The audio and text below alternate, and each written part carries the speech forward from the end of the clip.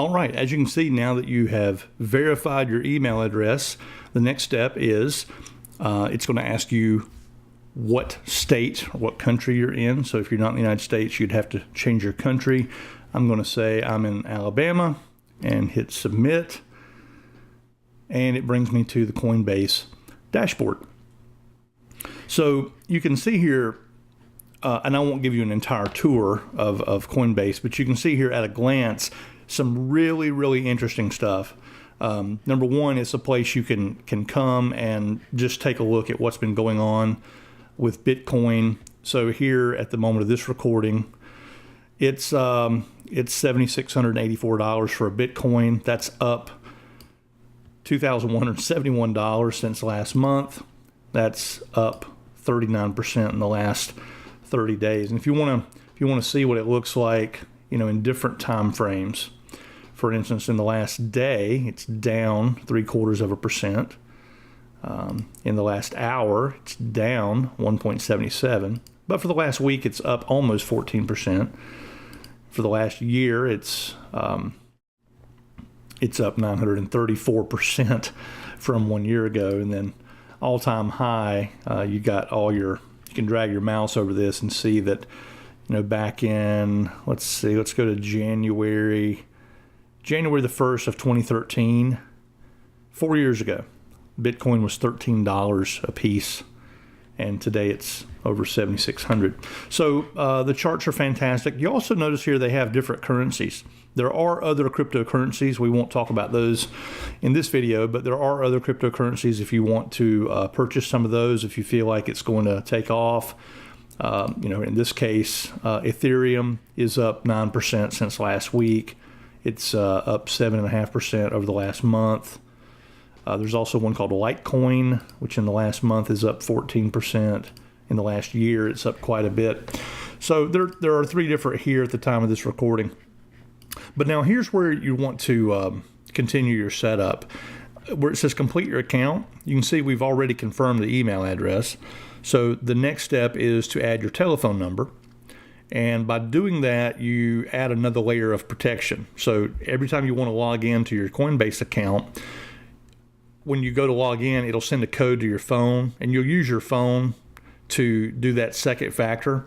That way, you just got another layer of security. I use it. I recommend you do. And then the last thing is to add a payment method. And this can be a debit card or a bank account. So you can, once you add your bank account or your debit card, you can, at that point, you can purchase Bitcoin right here. And then the way it would work, let me pop over to accounts real quick. As you can see, you have a Bitcoin wallet. Your Bitcoin wallet's here, okay? So if you wanted to click on the word receive, you could hit show address, and this long field, all those numbers and letters, that's your Bitcoin wallet address. You can actually just click that button, and it'll automatically, copy it to your clipboard, so you can go paste it somewhere if you wanted. So if somebody said, hey, I want to send you some Bitcoin, how can I pay you in Bitcoin? You would come here, come to your wallet address, click that button, and then you could then paste it into a message to them. And it's like giving somebody your PayPal address or giving somebody your home mailing address. It's a destination for them to send something. And in this case, it's Bitcoin. So same thing with Ethereum. You have a Ethereum wallet address as well. You have a Litecoin wallet. And then once you have your bank account set up, you'll also have a US wallet, which is kind of like having PayPal, in that you can actually just keep money in your Coinbase account in the form of dollars. I don't. I keep the only thing I have in my Coinbase account is Bitcoin. But nonetheless, if you just go back to the dashboard, just go through these processes here, complete your account, and check those off. And then anytime you're ready to buy, I actually do this from my phone, and not having set this up yet, I'm not going to be able to demonstrate it for you. But from my phone, and you won't be able to see this, but I'll pull up my Coinbase account on my telephone, and I can hit the buy button. And according to this right here, my account is set up to purchase using a debit card tied to my bank account. And I apologize you can't see this, but it's very, very simple. I would just put in, hey, I want to buy $250 worth of Bitcoin. And it automatically tells me that's 0.03100674 Bitcoin. And it's going to be $9.59 for the fee.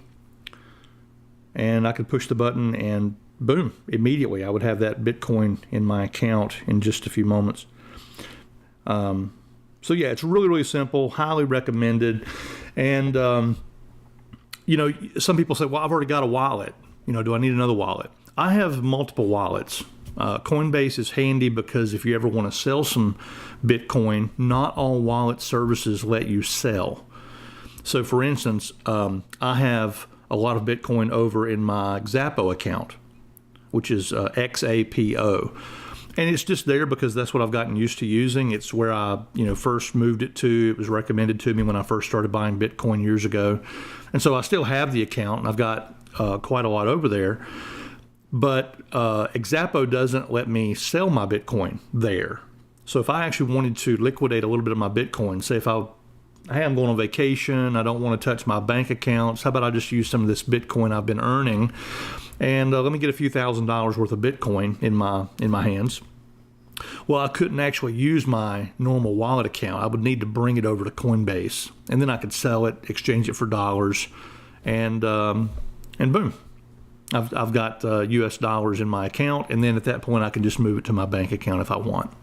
So Coinbase is highly recommended. If you don't have it, I recommend you grab an account. Even if you wind up not using it very much, it's always handy to have an extra service just so that you've got a backup if you need it.